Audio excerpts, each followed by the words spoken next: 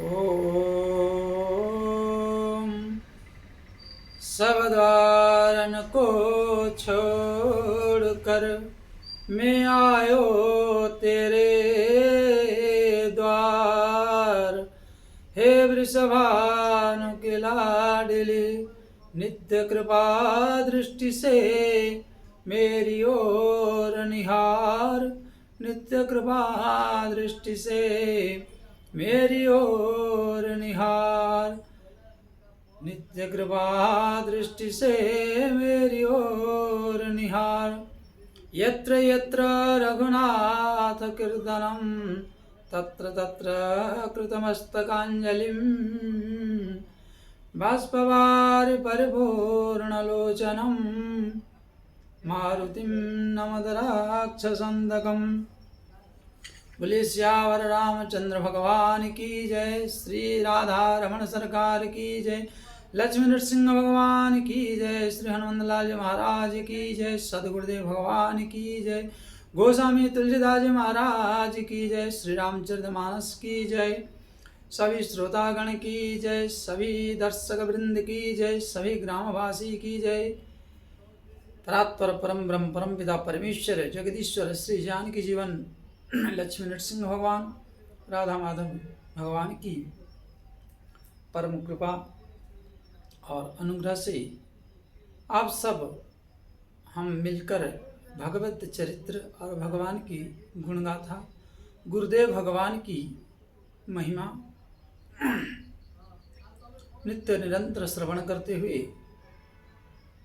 सभी को प्रत्यक्ष परोक्ष रूप में उपस्थित सभी श्रोतागण को सिया राममय सब जग जानी, करऊं प्रणाम जोर जुग पानी। इस पावन कथा में सभी दर्शक वृंद देश देशांतर और दर्शक वृंद श्रोतागण को स्वागत करते हुए आइए दो बार भगवत नाम पुनः फिर हम विचार करेंगे। सीताराम सीताराम सीताराम जय सीताराम। राधे श्याम राधे श्याम राधे श्याम जय श्याम श्याम। श्री राम जय जय राम। संकट मोचन वीर हनुमान। श्री राम जय जय राम। संकट मोचन वीर हनुमान। श्री राम जय राम। संकट मोचन वीर हनुमान। बोले सियावर रामचंद्र भगवान की जय। श्री राधा रमण सरकार की जय। श्री हनुमंत लाल महाराज की जय। जय जय श्री राधे श्याम। सभी दर्शक बंधु, दर्शक गण, श्रोतागण और भगवत कथा रसिक जन सबको हार्दिक स्वागत और भगवान की पावन चरित्र का गुणानुवाद करने के लिए और आप सब श्रद्धा भक्ति से देखकर अधिक से अधिक सपोर्ट और आपकी सबका इस चैनल को आगे बढ़ाने की जिम्मेदारी और हमारी उत्साह को बढ़ाने के लिए आप सबको छोटी सी निवेदन के साथ हम कहना पड़ता है, कहते हैं, निवेदन करते हैं कि लाइक सब्सक्राइब शेयर अवश्य कर ले। और आइए भगवत चरित्र को श्रवण करेंगे। गुरु महिमा का नित्य निरंतर वर्णन करते हुए श्री सुतीक्षण महाराज की चरित्रों को वर्णन करते हैं, ताकि सुतीक्षण महाराज की जीवन चरित्र से गुरु के माध्यम से और गुरु की कृपा जैन केन प्रकार हो जाए तो वह हमारी जीवन के लिए उत्तम फल को और भगवत प्राप्ति का मार्ग प्रशस्त करता है। गोस्वामी तुलसीदास जी लिखते हैं, साधु ते होई ना कारज हानि। साधु थे अर्थात साधु कौन है? बोले गुरुदेव। हम तो साधक हैं। माता पिता कौन है? साधु है, साधुवाद है, और हम क्या है, साधक है, उनके संतान हैं। क्योंकि हम साधक इसलिए कि हम अनुभवहीन हैं, और वो साधु इसलिए है कि वो अनुभव से परिपूर्ण है, ओतप्रोत है, जिसके कारण उनको साधु कहा गया, गुरुजनों को। और हम सबको साधक। साधक जीवन में जब तक ठोकर ना लगे, जब तक ठोकर और अनुभव से जीवन भरा ना हो, तब तक हम प्रौढ़ता और परिपक्वता हमारे में नहीं आता है। और उस हर व्यक्ति को, हर साधक को परिपक्व बनाने के लिए अगर हम परिवार में हैं, घर में हैं, तो माता पिता की जो तिरस्कार, वो तिरस्कार नहीं है। माता पिता की जो भर्त्सना है, वो भर्त्सना नहीं है। माता पिता एक सुदृढ़ और सुंदर मानव बनाकर आपको अपनी जिम्मेदारियां देकर इस संसार सागर से जाना चाहते हैं। और मेरे प्रिय भाई हिंदू युवाजन, लड़का लड़की जो भी हैं, इस चैनल के माध्यम से श्रवण कर रहे हैं, इसको जीवन में चरितार्थ करने की और आज्ञा पालन करने की कोशिश करिए। उसी प्रकार गुरुदेव भगवान भी अपने शिष्य को योग्य बनाकर, एक योग्य अधिकारी बनाकर गुरुदेव जैसे पूज्य बने, ऐसे गुरुदेव भगवान भी चाहते हैं कि हमारे शिष्य भी एक सामर्थ्य और सुयोग्य बनकर उन्नति करें। तो हम आज अंग्रेजी मीडियम में पढ़कर इंग्लिश बोलना, आंग्ल भाषा को बोलना सीख तो गए, परंतु शिष्टाचारहीन हो गए। माता पिता के प्रति जो भाव प्रेम होना चाहिए, उससे विच्छेद हो गए। क्योंकि हमारे जीवन की जो पढ़ाई है, एक भ्रष्ट आचरण जैसे पढ़ाई है।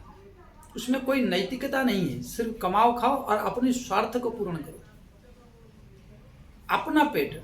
परंतु जो हम छोटेपन में थे, बालपन में, तो माता पिता हमारे जीवन में कितनी तकलीफ और कितनी रात नहीं सोए होंगे, और अपने को सूखे में सुलाकर माता कितने दिन गीले में सोया होगा। जब हमारी टट्टी पेशाब को साफ किया होगा, तो उन सब कर्मों को हम भूला कर उनको वृद्धाश्रम में लेके छोड़कर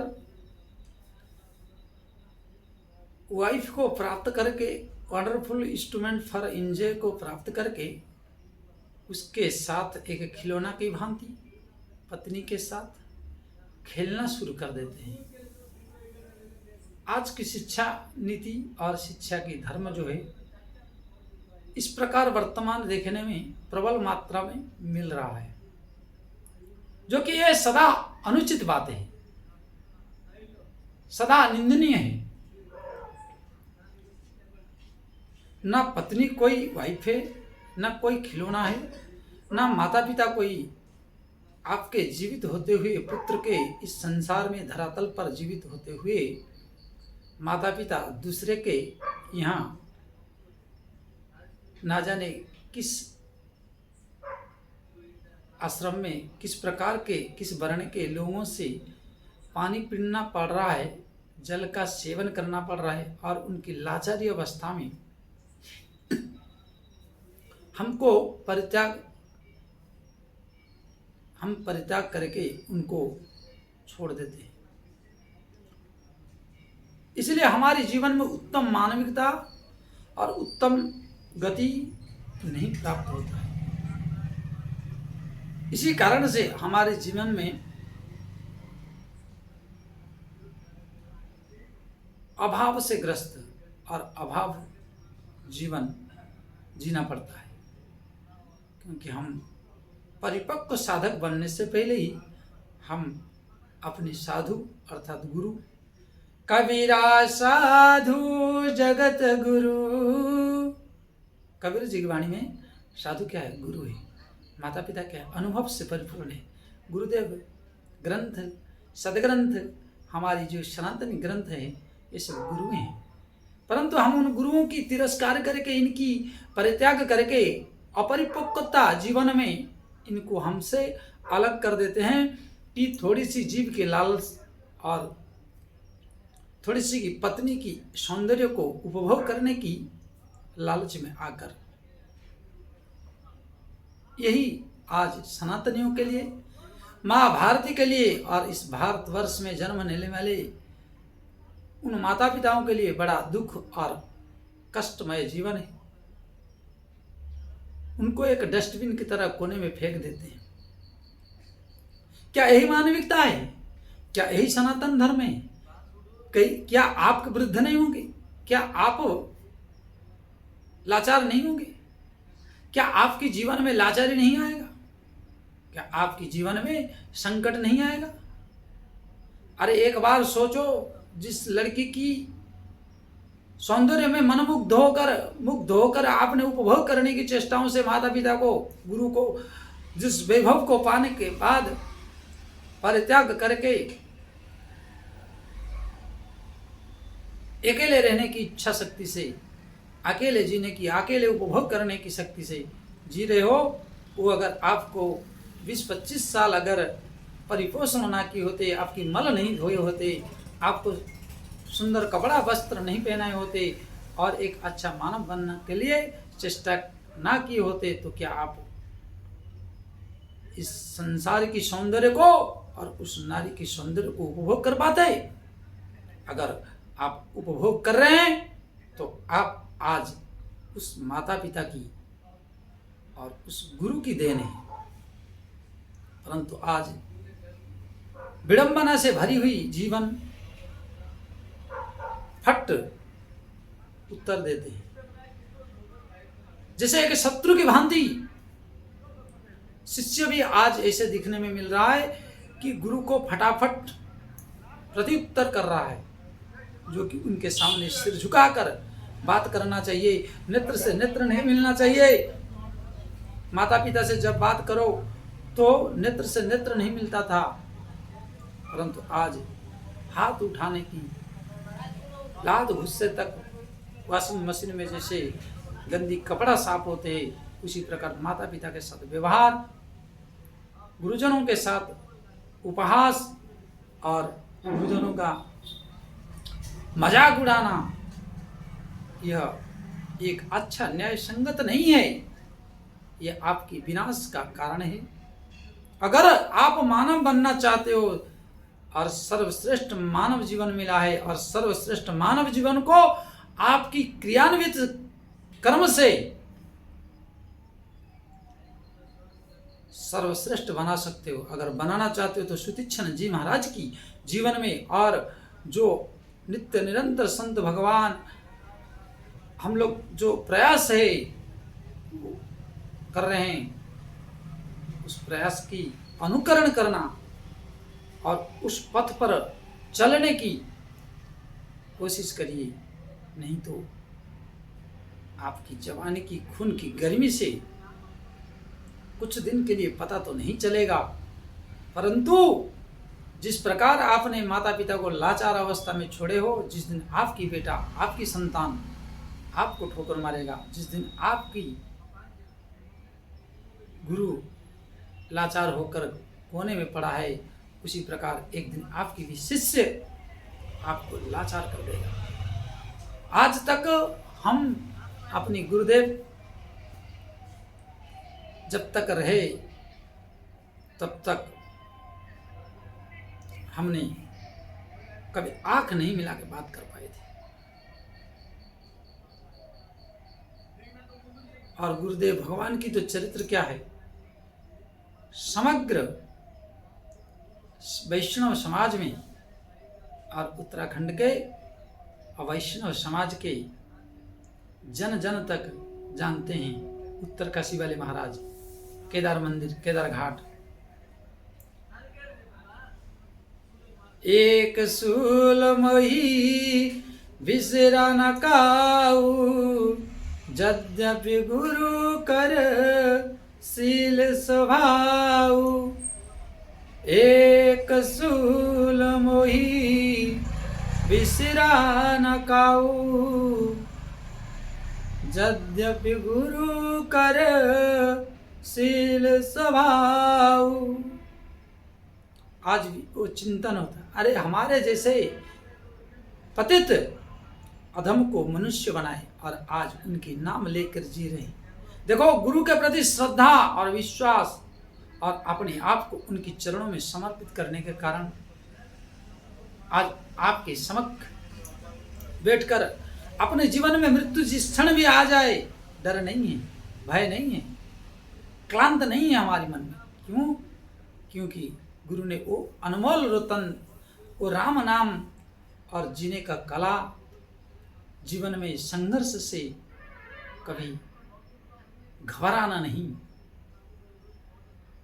ये कला को प्रदर्शित करके और हमारे जैसे पतित मूर्ख धूर्त को दास बनाए और दासत्व बनाकर समग्र वैष्णव समाज में, देश विदेशों में और भगवत गुणगान, भगवत चरित्र का चिंतन करने की, एक अच्छा श्रेष्ठ मानव बनने की जो नैतिक शिक्षा है वो आज हमें दी है। और हमारी गुरुदेव भगवान कि जीवन बड़े संघर्षमय रहा। हमारे गुरुदेव भगवान की भी गुरु के प्रति इतना निष्ठा, श्री श्री 1008 श्री कमल लोचन दास जी महाराज, जो भजन के सिवा दूसरा कुछ नहीं जानते थे। पहले श्री वाराणसी काशी में सतुआ बाबा के आश्रम में महाराज पुजारी थे और इनके गुरुजी पूजा करते थे वहाँ। और हमारे गुरुदेव भगवान पढ़ने आए थे, वो भी एक श्रेष्ठ कुल में जगन्नाथपुरी के बड़े पंडे के परिवार से वो थे। जन्म उनका हुआ था ब्राह्मण कुल में, विरक्तो वैष्णव विप्रो, तीनों गुण जिसमें विद्यमान था। और आचार्य तक किए, फिर गुरुजी के साथ इनकी संस्कार हुआ और जुड़े।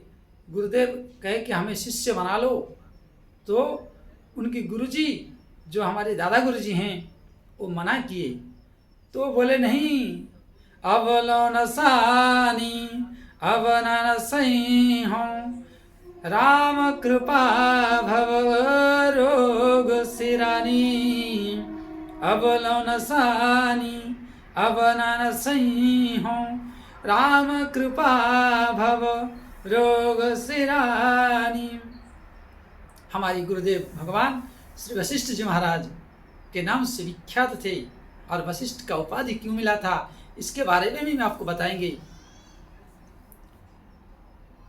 बोले कि अब ऐसा गुरु नहीं मिलेगा जो हमारे दादा गुरु जी, क्योंकि भजन के सिवा, ठाकुर जी अर्चन के सिवा और स्वाध्याय के सिवा, हरि चिंतन के सिवा वो प्रपंची नहीं थे, आडंबरी नहीं थे।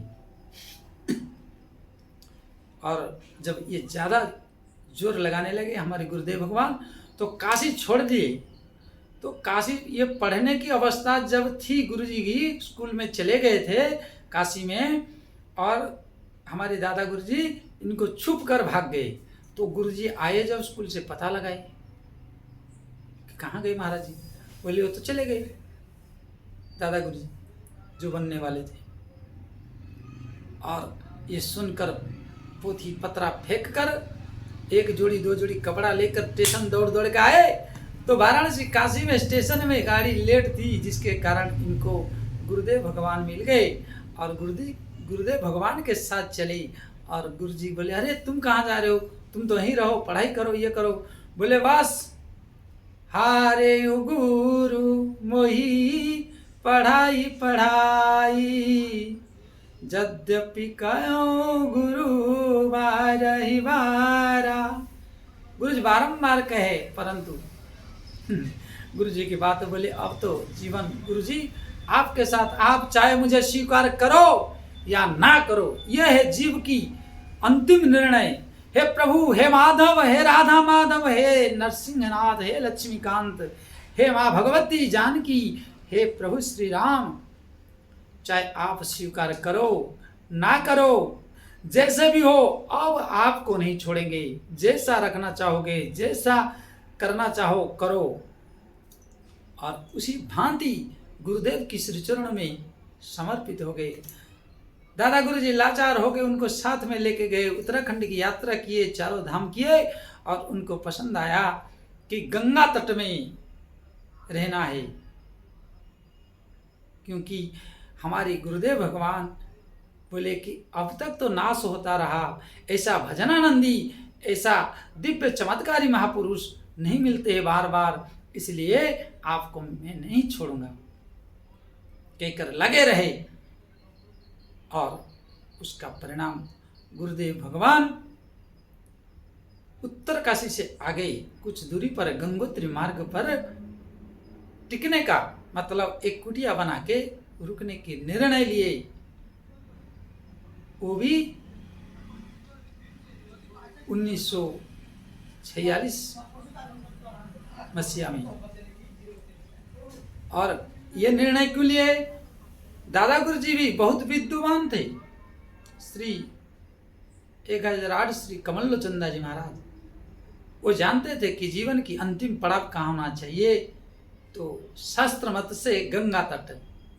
शरीर जब हमारी झुर्री हो जाए और असमर्थ बन जाए तब क्या करना चाहिए? शास्त्र क्या कह रहा है? शरीरे जर्जरि भूते व्याधिग्रस्ते कलेवरे औषधि जाह्नवी तोयम वेद्यो नारायण हरि। शरीरे जर्जरि भूते व्याधिग्रस्ते कलेवरे औषधि जाह्नवी तोयम वेद्यो नारायण हरि। ये श्लोक लिखने योग्य है। ये अंतिम समय का निर्णय श्लोक है। ये जीवन, मानव जीवन की अंतिम श्लोक है। ये मानव जीवन को बनाने का अंतिम श्लोक है। ये मानव जीवन की अंतिम पड़ाव की, अंतिम यात्रा की निर्देशक है, मार्गदर्शक है, पथदर्शक है।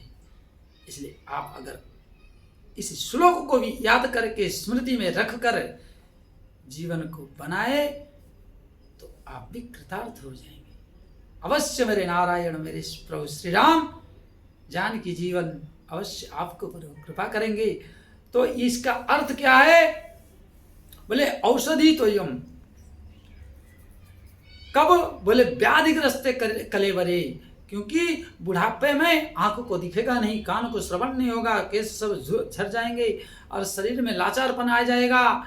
तब बोले शरीरे जर्जरी भूते, जब जरापन आ जाए, बोले औषधि जाह्नवी तोयम, गंगा जी का दरस परस, दरस परस अर मज्जन पाना, इनका नित्य दर्शन परसन, क्योंकि गंगा मोक्ष प्रदायिनी है। क्योंकि गंग सकल मुद मंगल मूला, सदैव माँ भागीरथी गंगा, हरिप्रिया, त्रिपद गामनी, जगत जननी माँ गंगा जीव की एक मात्र कल्याण का औषधि है। गंगा जल को सामान्य जल के रूप में ग्रहण करना ये हमारी मूर्खता है, ये हमारी अज्ञानता है। तो इसलिए इनको औषधि कहा गया। माँ भागीरथी की दर्शन मंगल कहा गया, जीवन को मंगल करने वाला, परम मंगल को देने वाला। तो इसलिए जीवन को जीवित रखने के लिए और जीवन को हरि स्मृति के लिए और अंतःकरण के मल को साफ करने के लिए गंगा जी का जल औषधि है। बोले व्याधिग्रस्त कलेवरे, वृद्ध अवस्था में हमारे शरीर में अनेक रोग और व्याधि जब घिर जाता है तब बोले इस औषधि का पान करते रहो, और पान करके वैद्यो नारायणो हरि। भगवान राम राम राम राम नारायण नारायण कृष्ण कृष्ण राधे श्याम सीताराम सीताराम नाम ही इस भवसागर से पार जाने के लिए एकमात्र औषधि है। हे प्रिय सनातनियों, हे जो आज बहू बेटियों के ठोकर खाते हो और लाद घुस्से झाड़ू से पीटते फिर भी मोह नहीं भंग होता है, तो इसलिए आप मोह भंग करके देखिए, गंगा तट पर कोई ना कोई सहारा लेने की अंतिम प्रयास करिए, जिससे जीवन धन्य हो और मानव जीवन कल्याण में हो। तो गुरुदेव भगवान भी ठान लिए और उस दादा गुरुजी ने गंगा तट पर विश्राम किए। मनेरी करके एक जगह रहा जो उत्तरकाशी जिला और उत्तरकाशी सिटी से आगे, परंतु कुछ प्रकृति के प्रकोप से उत्तराखंड की मौसम और बम्बई की फैशन कब बदल जाए कोई भरोसा नहीं। वहाँ 4-5 साल रहने के बाद 1951-52 में वह कुटिया बह गया गंगा जी की बाढ़ में और गुरुदेव भगवान उत्तरकाशी पधारे विश्वनाथ की नगरी में, जो पंच केदार में एक केदार मंदिर के नाम से विख्यात है। उत्तराखंड में पंच केदार भगवान है। पंच केदार में केदारेश्वर भगवान और केदार घाट केदार मंदिर, जो केदार मंदिर है उसके सम्मुख गंगा जी बहती है और गंगा जी जो मोक्ष प्रदायिनी है, और वहाँ समग्र उसी जिले के उस आसपास के समस्त अंत्येष्टि क्रिया और दुर्घटना आदि होने के बाद वहाँ अंत्येष्टि क्रिया होता है, अंतिम यात्रा होता है। उस घाट पर वैष्णव समाज के वैष्णव सिरमौर श्री गुरुदेव भगवान वशिष्ठ जी महाराज के नाम से विख्यात और परम पूज्य भारत के और देश देशांतर के 90 देशों में राम अर्चन का विख्यात करने वाले और राम अर्चन का जो विलुप्त हो गया था, जो प्रचार लुप्त में होने लगा था, उनका भव्य और दिव्य प्रचार करने वाले श्री गुरुदेव भगवान रहे। तो गुरुदेव भगवान और दादा गुरु जी दोनों आके विश्वनाथ की नगरी में बैठे, वहाँ केदार मंदिर में। और केदार मंदिर में दादा गुरु जी 1984 तक, 1951 से लेकर 1984 तक 85 तक गुरुदेव के मुखारबिंद से सुनता था कि भजन और विश्वनाथ का दर्शन, और उनका कोई मतलब नहीं। और गुरुजी समग्र जो पहाड़ के पहाड़ी लोग बड़े दयालु हैं, उनके द्वार में जाइए द्वादशी के दिन और सुबह, उनके चाहे जो भी हो, कुछ ना हो तो एक नमक की एक ढेला ही दे दे, लेकिन देंगे जरूर, खाली हाथ नहीं लौटाएंगे। ये है उत्तराखंड और हमारी उत्तराखंड वासी। हम गर्व से कहते हैं मेरे उत्तराखंड वासी बड़े भोले भाले और बड़े दिव्य होते हैं। ऐसे आटा दाल चावल उस समय बहुत इस सब चीज़ का अभाव रहती थी, फिर भी योगी जाता है उत्तराखंड में। उत्तराखंड में साधु नहीं कहते हैं, उनका प्यारी बोली उत्तराखंड वासियों की जोगी, जोगी के नाम से जाना जाता है, और जोगी कहने से बड़े प्रसन्न होते हैं। उत्तराखंड का एक नियम है कि आए हैं द्वार के कोई भी दरिद्र दुखी रंकी जोगी उनको खाली हाथ नहीं लौटाते, उनके पास जो सामर्थ्य हो वो प्रदान करते हैं। और गुरुदेव वहाँ भिक्षा द्वादशी को करते थे, 15 दिन में एक दिन, और पैदल यात्रा करके। उस समय 6-6, 7-7 फीट बर्फ गिरती थी और उनकी पैर लाल पड़ जाते थे। उस समय कोई जूता चप्पल आदि का साधन नहीं होता था, फिर भी गुरुनिष्ठा इतनी थी कि गुरुजी की सेवा उन्होंने जब से गुरुजी को पकड़ा और अंतिम अंत्येष्टि क्रिया तक उनको नहीं छोड़े। और 1985 में गुरुदेव भगवान जो दादा गुरुजी थे उनकी साकेतवास हुआ। साकेतवास होने के बाद गुरुजी के साथ शोक मनाते हुए और गुरु जी जाने के बाद केदार मंदिर केदार घाट की जिम्मेदारी संभालते थे।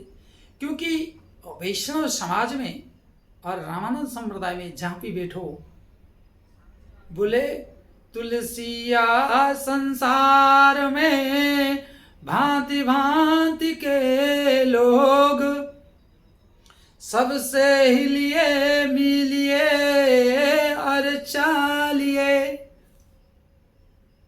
देने को टुकड़ा भली लेने को हरि नाम, देने को टुकड़ा भली लेने को हरि नाम।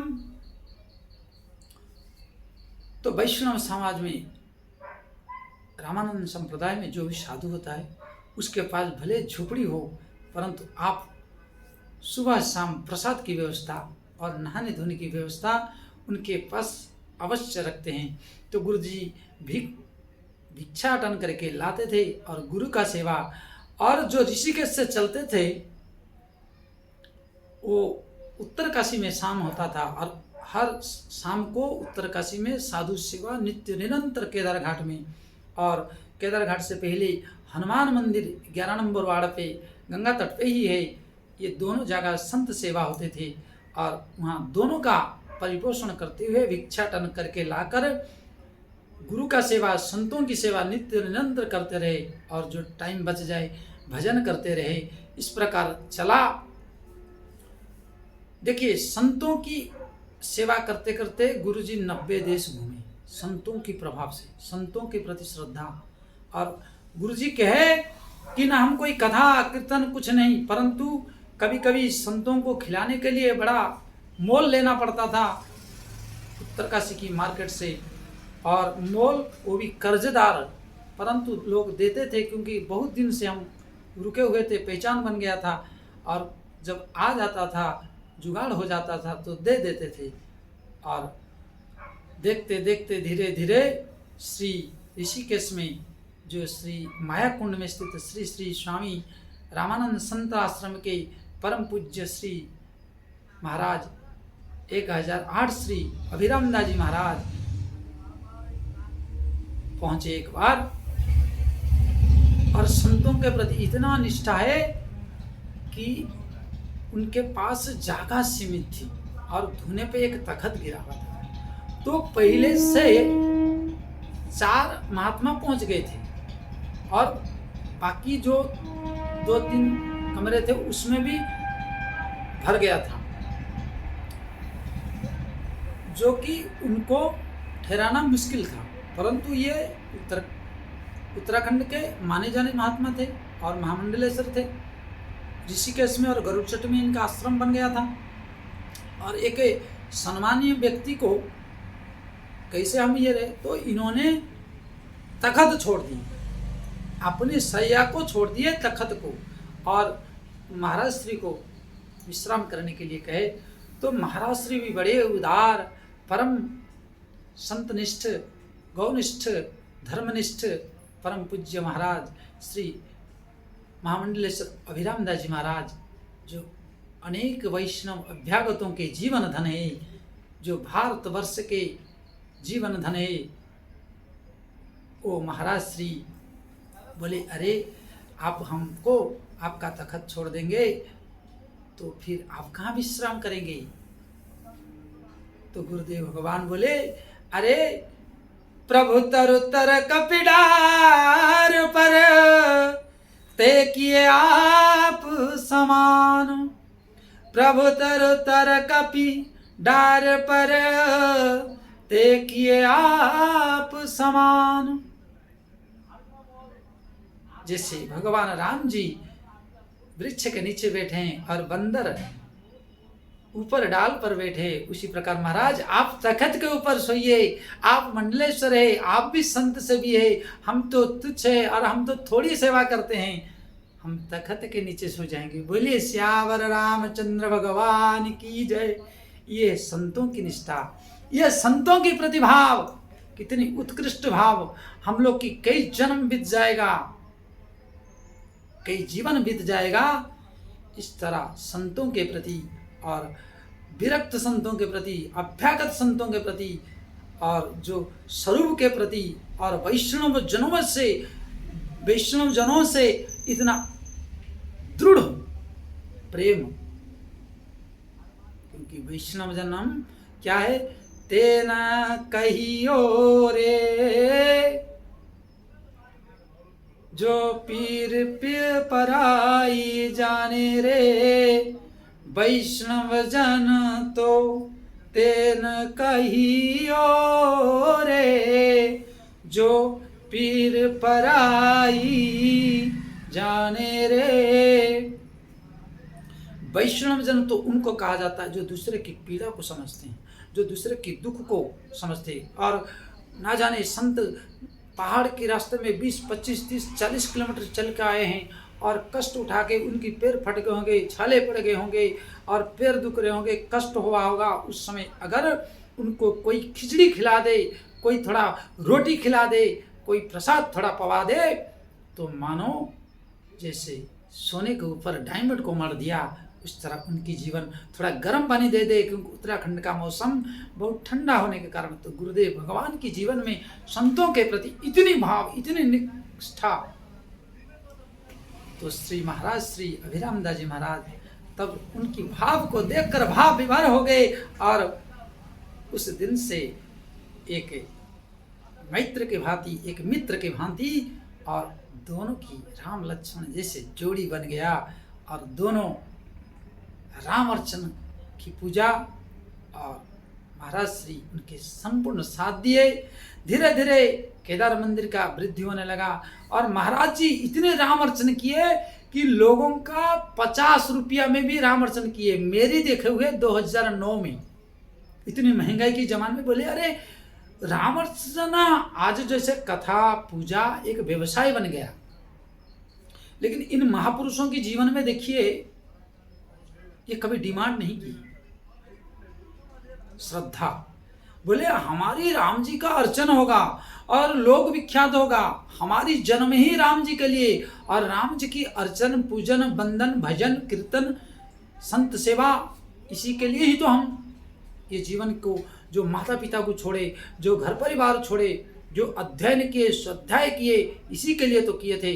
तो उतने निष्ठावान होकर गुरुदेव भगवान 50 रुपया में भी कई राम अर्चन किए और सरजुमुल जैसे दुर्गम, गंगा के गोमुख जैसे दुर्गम और संत सतपंथ में, बद्रीनाथ में, केदारनाथ में कई बार, अमेरिका, ऑस्ट्रेलिया, अफ्रीका, श्रीलंका, मतलब इत्यादि 90 देशों में इन दोनों महापुरुषों की जोड़ी, दोनों गुरुजन हैं, इन दोनों गुरुजन की संगत से इन्होंने खूब देश विदेश में राम जी का प्रचार और राम जी का अर्चन किए निर्लोभता पूर्वक।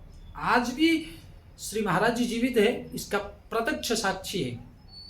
जो आज भी ऐसा महापुरुष भूतो न भविष्यति श्री 1008 श्री भगवान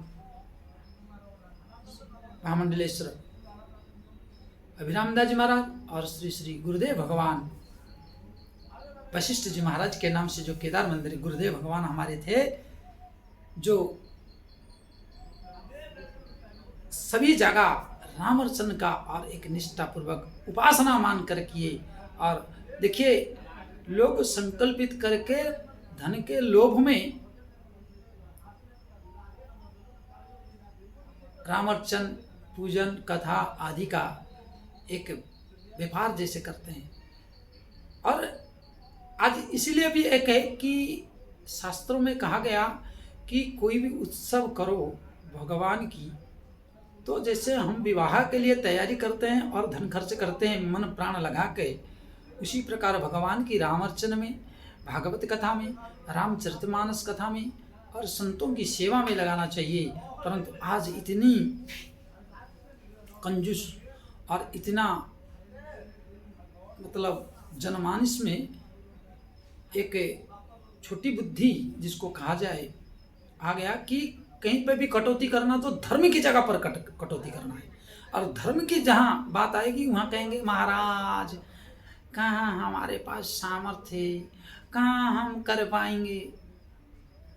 और दुर्व्यसन और सट्टा पत्ता जुआ खेलना है, इनके लिए सब कुछ है, बंधक बना के भी खेलेंगे। ये भी तो आ गया। इस कारण से आज पहले बोलते हैं महात्मा कथावाचक, परंतु हमारे गुरुदेव भगवान की जो चरित्र, जो जीवन है, इन्होंने जीवन भर इस तरह करके चलते चलते नर्मदा तट पर श्री महाराज के आश्रम ग्वार गांव में, जो नर्मदा जिला में स्थित है, वहाँ पर शाम के समय चलते हुए सुबह ठाकुर जी की सेवा, और ठाकुर जी की सेवा करते हुए ठाकुर जी की